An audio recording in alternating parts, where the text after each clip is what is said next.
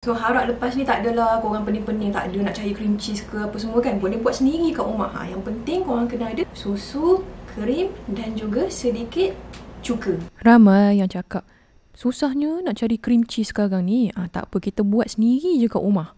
Tengok tu, lembut je weh. Sama ada korang nak makan atas roti atau kek ke, ataupun nak makankan dia sebagai no bake cheesecake Biscoff ni.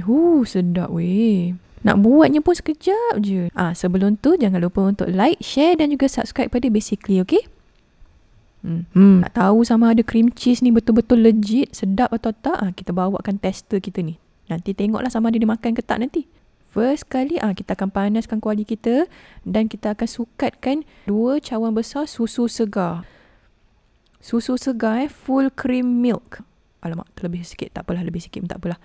Jangan ambil yang skim milk, jangan ambil yang low fat milk tu. Tak jadi. Kena susu segar yang full milk macam ni. Lepas tu kita akan panaskan dia atas kita punya kuali. Jangan panas sangat Dan lepas tu kita akan tambahkan sedikit heavy cream ataupun cooking cream. Kalau tak ada whipping cream pun boleh juga. Masukkan dalam 2/3 cawan macam tu. Kita pakaikan krim ni supaya nak bagi dia berlemak sikit. Okay? So kita kacaukan dia sampai dia sebati elok macam ni. Dan Ellie nak pesan lah, jangan panas sangat Kita nak dia merenih-renih macam tu je. Lepas tu kita akan masukkan sedikit garam. Resepi untuk semua sukatan apa semua ni Ellie dah letak dekat dalam description, okay? Nampak tu, bila nampak dia dah elok sebati, dah berbuih-buih sikit tu, barulah kita masukkan kita punya cuka. Masukkan 1 sudu. Lepas tu kacau. Nampak tu, dia dah start berketul dah. Sekejap je. Yang penting jangan terlalu panas tapi jangan terlalu sejuk pula. Dan kita akan masukkan 1 sudu per 1 sudu. Lepas dah berketul sikit, kita akan masukkan seketul pula. Masukkan 1 sudu lagi cuka makan. Kalau tak ada nak masukkan lemon juice pun boleh. Tapi Ellie ada baca lemon juice tu dia tak akan membuatkan berketul sangat macam ni. Untuk resepi ni, Ellie akan pakaikan dalam 3 sudu besar cuka makan. Bila dah nampak susu kita dah berketul macam ni, dah nampak dah perbezaan antara cecair dan juga pepejal susu tu, maksudnya dah ready lah untuk kita tutup api. Kita akan tutupkan api dan tutupkan sekejap, bagi dia sejuk sebentar. Biarlah dalam 15 ke 30 minit macam tu. Nak 1 jam pun boleh lah terpulang kalau nak tunggu dia betul-betul sejuk. Sediakan siap-siap kita punya mangkuk ni dan cheesecloth. Cheesecloth ni Ellie ada pakai untuk susu almond. Kalau nak belajar macam mana nak buat susu almond sendiri, link cara buat susu almond ada dekat dalam description. Untuk cheesecloth ni, Ellie bagi tips sikit. Kita terbalikkan dia supaya nampak tu, dia punya kelim dia tu dekat belah luar. Barulah nanti bila korang perah tu, nanti dia tak bersangkut-sangkut pula nanti dekat dalam tu. Basuhkan siap-siap. Lepas tu letakkan dekat atas mangkuk kita. Kita dah boleh tapiskan kita punya susu kita. Nampak tu dah berketul elok dah. So tuangkan elok-elok dekat dalam kita punya cheesecloth tu. Kita nak asingkan antara pepejal susu dan juga dia punya cecair ni. Cecair ni dalam bahasa Inggeris je kita panggil whey. So kita tak nak pakai benda tu. Nampak tu betapa lembutnya kita punya pepejal susu tu kan. So sekarang ni kita nak perahkan dia. Perahkan dia elok-elok Takut kalau katalah dia punya air tu terlalu panas, bagi dia sejuk dulu. Nampak tu berasap-rasap lagi. Yalah sebab Ellie nak cepat kan. Ataupun korang boleh basuhkan dekat bawah air yang sejuk macam ni. Lepas tu kita perahkan kita punya pepejal susu ni. Kita nak keluarkan sebanyak cecair yang mungkin. Tapi janganlah perahkan dia sampai pecah pula. Korang punya cream cheese tu pernah Ellie buat sampai pecah. Dah lah susah nak cari kain tu. Bila dah rasa macam air tu pun dah macam tak menitik sangat tu, sekarang ni kita dah ready untuk keluarkan kita punya pepejal susu tu. Nak bawa keluar tu memang comot sikit lah. So buatlah pelan-pelan, okay? Kalau katalah korang tak boleh keluarkan sebanyak air yang mungkin, tak apa. Sebab kejap lagi kita akan blendkan kita punya cream cheese kita supaya dia smooth gitu. Tengok tu lembut je kan. Nak rasa-rasa lah. Ellie rasa, lepas tu rasa macam dia tak cukup garam sikit. So sekejap lagi nak masukkan garam sikit lah. Seeloknya kita akan pakaikan food processor. Tapi sebab ramai yang tak ada, so Ellie akan pakaikan blender. Masukkan dekat dalam blender kita. Dan kita akan masukkan sedikit heavy cream atau cooking cream kita tu. Dan Ellie akan masukkan sedikit garam. Sebab tadi tu rasa dia macam tak cukup garam lah weh. Lepas tu kita dah boleh blendkan dia. Nak nampakkan dekat dalam tu macam mana. Itulah rupanya. Merecik-recik kita. Nampak tu. Walaupun kita dah masukkan sedikit cecair pun, dia macam susah nak blend kan. So Ellie masukkan 2 sudu lagi.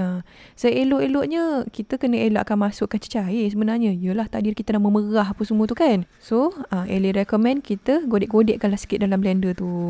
Uish merecik-recik. Kacau-kacaukan dia sampailah nampak dia smooth macam ni. Gitu. Dengar tak apa dia cakap tu? Jangan lupa like dan juga share video ni. Sempat lagi. Smooth je kan? Kalau yang pakai food processor, dia lagi senang. Bila kita masukkan kita punya cream cheese tu, blendkan dia sampai lembut macam ni. Masuk pun 1-2 sudu cooking cream tadi. Tak banyak.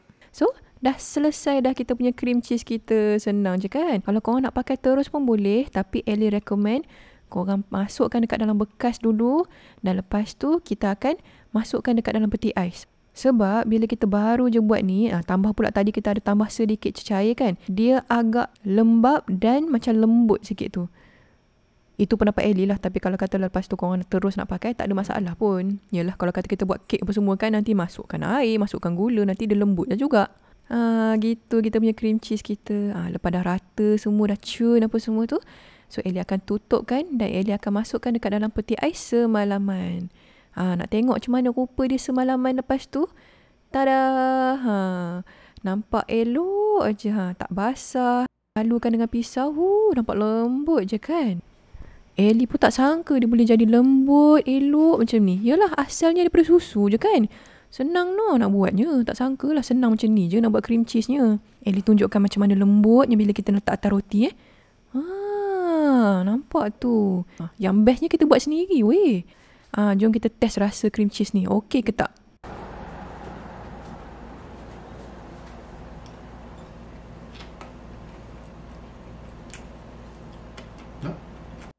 Cream cheese ni approve. Kalau katalah korang nak buat macam no bake cheesecake Biscoff ni, boleh lah gunakan cream cheese homemade ni. Resepi ni pun tak ada pakai oven ke apa. Korang bancuh, lepas tu tinggal nak makan aja. Link resepi no bake cheesecake Biscoff ada dekat dalam description.